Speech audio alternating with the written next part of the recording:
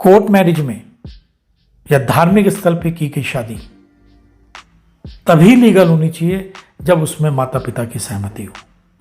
मैं संजीव गर्ग भारतीय जनता की आवाज़ से आज इस विषय पे आपके साथ बात करने के लिए उपस्थित हुआ हूँ और विषय ये है कि कोर्ट मैरिज के लिए माता पिता की सहमति अनिवार्य होनी चाहिए।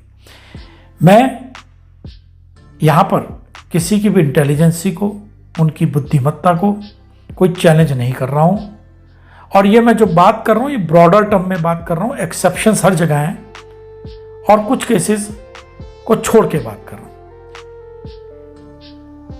यह बात कुछ लोगों को शायद उचित ना लगे, लेकिन मेरी बात को पूरा सुनिएगा, समझिएगा और उसके बाद अपने विचार जरूर प्रस्तुत कीजिएगा। और मुझे लगता है कि शायद युवा वर्ग को ये बात मेरी थोड़ी सी ठीक ना लगे, लेकिन मेरी बात को समझिएगा, सुनिएगा।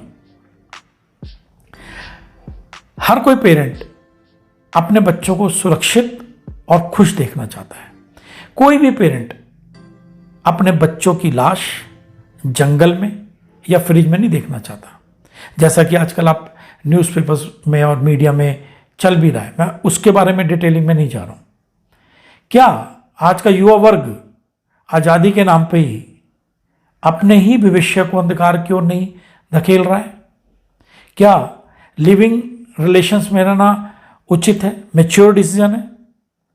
क्योंकि बाद में ही पता चलता है कि इन्होंने कुछ समय पूर्व कोर्ट में या धार्मिक स्थल पे शादी कर ली है और जब तक यह पता चलता है तब तक विशेषतः लड़कियों का जीवन या तो नरक बन चुका होता है या जीवन लीला ही समाप्त हो चुकी होती है। आज के युवा वर्ग को पढ़ लिख के लगता है कि वह मैच्योर हो गया है, अपने सभी छोटे बड़े निर्णय लेने में वो सक्षम है। मैं फिर से कह रहा हूँ, यहाँ पे मैं उनकी कैपेबिलिटी पे कहीं डाउट नहीं कर रहा हूँ और उन्हें यह भी लगता है कि उन्होंने सामने वाले को अच्छी तरह से समझ लिया है, परख लिया है और वो आपस में ना केवल खुश रहेंगे बल्कि सुरक्षित भी रहेंगे। उन्हें आज़ादी के आधार पर भारतीय कानून में अनुभवहीन होने के बाद भी अपनी मर्जी से शादी करने का अधिकार प्राप्त है। अनुभव पढ़ाई लिखाई से नहीं, उम्र के साथ भी आता है। शादी कोई 1-2 साल का साथ नहीं है, बल्कि जीवन भर का साथ और तालमेल है।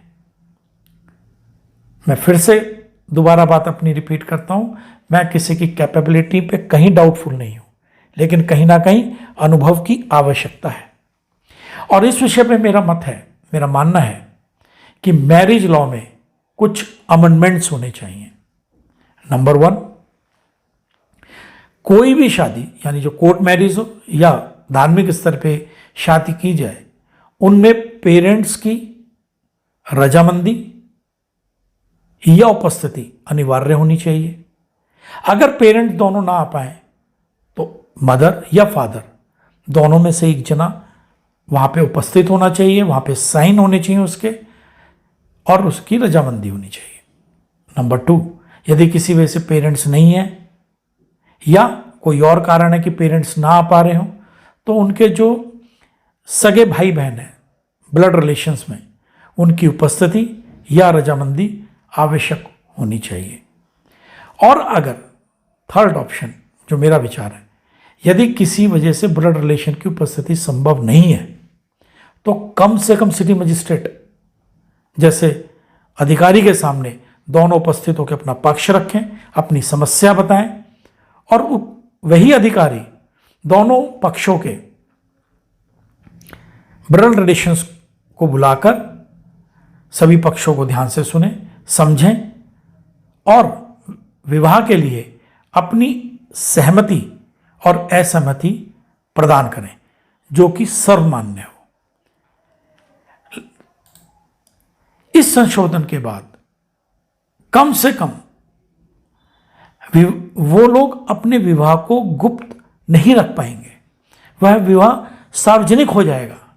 इस संशोधन से न केवल युवा पीढ़ी का पारिवारिक भविष्य सुरक्षित रहेगा, बल्कि ऑनर किलिंग जैसे गंभीर अपराधों पे भी लगाम लगेगी और सरप्राइज मैरिज से भी मुक्ति मिल जाएगी। आज आप कोर्ट मैरिज के लिए एक नोटिस दिया जाता है और शादी हो जाती है, किसी को कुछ नहीं पता चलता। तो इस विषय गंभीर है, फिर भी मैंने थोड़ी सी हिम्मत उठाई और इस विषय को आपके सामने प्रस्तुत किया। आप इस विषय पे आपका क्या मत है, मुझे कमेंट बॉक्स में कमेंट करके अवश्य बताइएगा। इसमें कहीं ना कहीं दिल के साथ दिमाग को भी हमें इस्तेमाल करना होगा और अपने बच्चों का भविष्य भी उज्जवल करना होगा और बच्चों को भी अपना भविष्य उज्जवल करना होगा। इसी के साथ मैं अपनी वाणी को विराम देता हूँ। Thank you very much.